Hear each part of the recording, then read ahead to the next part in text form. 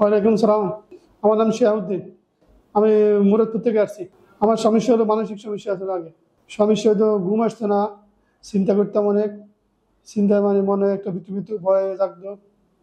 এই যে ভয়টা আমার এই অনেক বড় আকারে হয়ে গেছিল। এখন আমি আজকে দীর্ঘ প্রায় 2 মাস ধরে সারা ওষুধ খেতেছি। এখন আল্লাহ দিলে মোটামুটি সুস্থ হয়েছে। সবারই চিন্তা, কিন্তু মনে একটা চিন্তা চিন্তা টেনশন করতাম। খাওয়া দাওয়া হইতো এমনি। আমি প্রবাসী। আমার 2 মাস থেকে এটা অসুস্থ। আমি কথা বলতাম না বেশি। সমস্যা আমি চুপ করে থাকতাম। ডাক্তার ইমোশনে গেছে দা জীবন হসপিটাল। আমি তার আগে আগের চেয়ে এখন একটু সুস্থ আছি। আগে আমি মানসিক যে সমস্যাটা আছে এটা, যে রাত্রে অনেক সময় ঘুম আসতো না, ঘুম আসতে অনেক সমস্যা হইতো। তো ঘুমটা আসে এখন। খাওয়া দাওয়া মনে ভিতরে রাখতো, খাওয়া দাওয়া খাইতে এখন মোটামুটি খাওয়া দাওয়া খাইতে পারতেছি।